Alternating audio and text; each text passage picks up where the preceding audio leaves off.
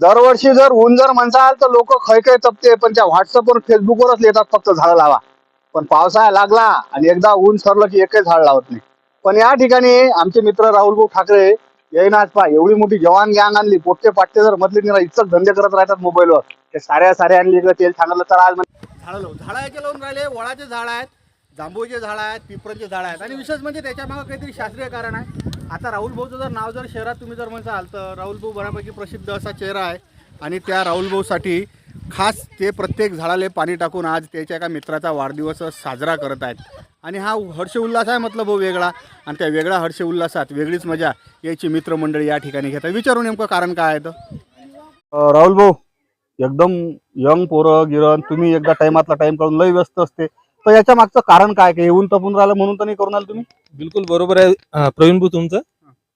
यावर्षी उन्हाळा एवढा भयानक होता की तेव्हाच मी ठरवलं होतं की भरपूर झाडं लावायची यावर्षी. आपल्या ज्यानं जेवढे झाडं होतील तेवढे झाडं लावायचं ठरवलं. योगायोग माझे मित्र आहेत सतीशजी आळे, पोलीस निरीक्षक नागपूर शहर. तर त्यांचा वाढदिवस आहे. सकाळी मी त्यांना शुभेच्छा दिल्या. तर त्यांनी हे म्हटलं मला की माझा वाढदिवस आहे तर तुम्ही 21 झाडं लावा. तेव्हाच माझा वाढदिवस सक्सेस झाल्यासारखं मला वाटेल. तर आपण त्या उद्देशाने आंब्याचे झाडं, जांभूळचे झाडं, आणखी वडाचे झाडं, म्हणजे इथल्या सगळ्या लोकांना ओरिजिनल ऑक्सिजन भेटलं पाहिजे ह्या उद्देशाने आपण हे सगळे झाडं लावत आहे. जसं उन्हाळ्यात आपण गाडी लावायसाठी झाड पाहतो, तसं ह्या लेआउट मध्ये कोणालाच झाड शोधायचं काम नाही पडणार, एवढे झाडं राहतील इथे. आणि हे शिवनगरी म्हणून नवीन लेआउट आहे आमचं.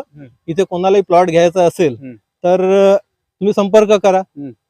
आणि या लेआउटचं लोकेशन वगैरे तुम्ही पाहिलं तर इथे डेव्हलपमेंट आपण एकदम चांगल्या तऱ्हेने देत आहे. आणि परतवाड्यातील सगळ्यात चांगलं लेआउट देण्याचे स्वप्न जे होते ते माझे पूर्ण होत आहे. तर राहुल दादा विषय काय होते की आता दरवर्षी आम्हाला बोलावतात पत्रकार लोक, आम्ही वृक्षारोपण करतो, हे करतो.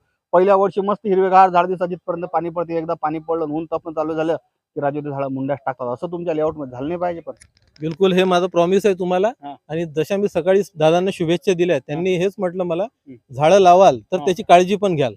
तर हे तुम्हाला सगळ्यांसमोर मी वचन देतो की या सगळ्या झाडांची काळजी मी लाईफ टाइम घेईल, मी जोपर्यंत आहे तोपर्यंत. आणि आता जसं प्रवीण भाऊचा रंग आहे उन्हामुळे असा झाला, तर आमच्या लेआउट मध्ये जर प्रवीण भाऊ आले तर यांचा रंग मला असं वाटतं गोरा होण्याचे चान्सेस आहेत. कारण ते जे सूर्यकिरण आहेत तर डायरेक्ट त्यांच्या स्किन पर्यंत नाही पोहोचतील असं आम्हाला वाटते. दिवसानिमित्त एक शिवनगरी नावाचं नवीन लेआउट जे आहे ते राहुल भाऊ ठाकरे यांनी या ठिकाणी टाकलाय. लेआउटचं जर म्हणसाल तुम्ही या ठिकाणचं लेआउट, तर राजू बाकीच्या लेआउट कसे लोकले प्लॉट इकल्या जातात, खांबे नसतात, काहीच नसते. पण या ठिकाणी तुम्हाला 100% परिपक्व RCC रोड, 100% एकदम चांगल्या नाल्या, याशिवाय प्रत्येकाच्या दारी इलेक्ट्रिक पोल आणि काही स्ट्रीट लाईट या ठिकाणी ठेवले. विशेष म्हणजे राहुल भाऊच्या आजच्या एका मित्राचा वाढदिवस त्यानं आज एकदा एकदम चांगल्या उपक्रमातून या ठिकाणी साजरा केला. आणि एक गोष्ट पटली अशी की एकदम नयनरम्य ठिकाण आहे. देवमाडीचा परिसर आहे, रोडगीर एकदम सणानात. नाही तर लेआउट इकणं झालं मग ते लेआउटवाले कोर्टात कसं टाकतात की लेआउटवाल्यानं आम्हाला रोड करून द्या सांगितलं करून दिलं नाही. या ठिकाणी 100% इमानी इतबारे बिझनेस आहे. आणि भाव काय आहे हो, 1451 रुपये. कोणीही कोपऱ्यातला कुठचाही भाव घ्या, 1451 रुपये असा एरिया आहे की एकदा ठिकाणी तुम्ही लेआउटचा प्लॉट पहा, नक्कीच तुमच्या पसंत. आणि त्याच्या राहुल भाऊच्या मित्राला वाढदिवसा गावरान 90 तर्फे शुभेच्छा.